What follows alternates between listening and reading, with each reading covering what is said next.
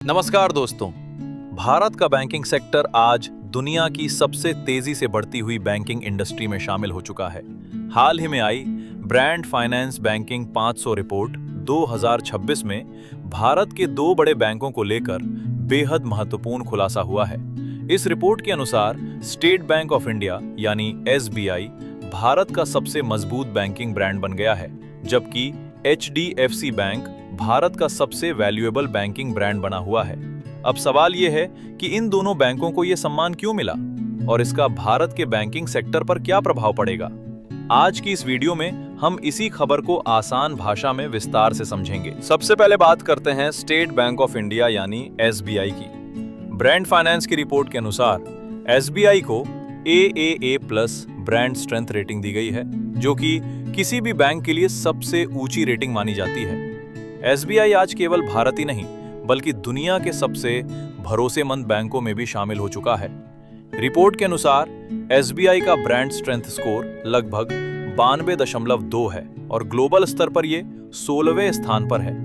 SBI की सफलता के पीछे कई बड़े कारण हैं। एक सबसे बड़ा बैंकिंग नेटवर्क एसबीआई के पास पूरे भारत में 22,000 से ज्यादा शाखाएं और 63,000 से ज्यादा एटीएम हैं। यानी देश के लगभग हर शहर और गांव में एसबीआई की मौजूदगी है।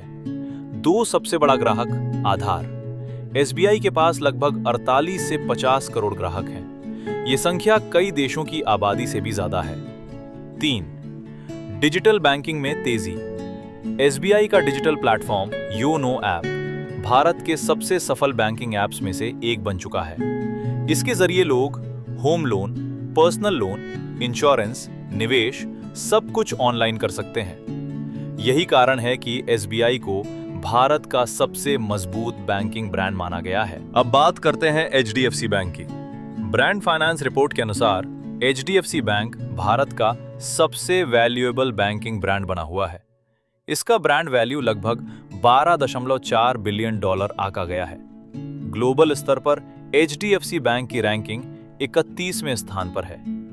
हालांकि पिछले साल की तुलना में इसकी ब्रांड वैल्यू में थोड़ी गिरावट आई है, लेकिन इसके बावजूद ये भारत का सबसे बड़ा बैंकिंग ब्रांड बना हुआ है। इसके पीछे सबसे बड़ा कारण है एक एचडीएफसी लिमिटेड और एचडीएफसी बैंक का मर्जर 2023 में भारत के बैंकिंग इतिहास का सबसे बड़ा मर्जर हुआ था।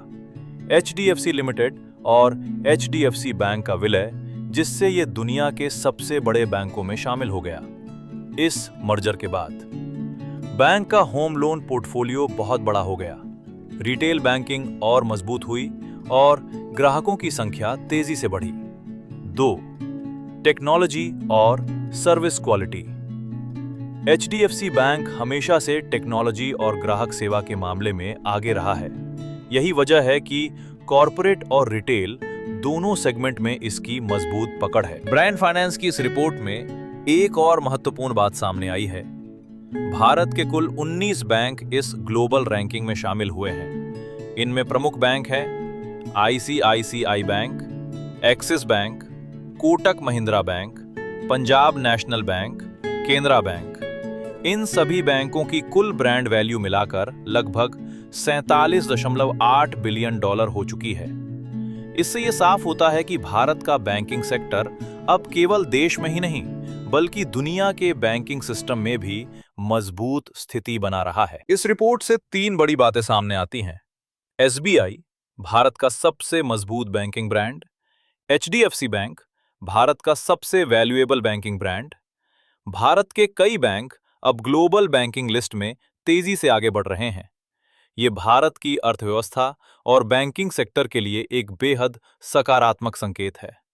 अगर यही गति जारी रही तो आने वाले वर्षों में भारत के बैंक दुनिया के टॉप 10 बैंकिंग ब्रांड्स में भी जगह बना सकते हैं। अगर आपको ये जानकारी उपयोगी लगी हो तो वीडियो को लाइक करें, शेयर करें और चैनल सब्सक्राइब जरूर करें, क्योंकि हम लाते रहते हैं रियल एस्टेट, बैंकिंग और अर्थव्यवस्था से जुड़ी सबसे महत्वपूर्ण खबरें।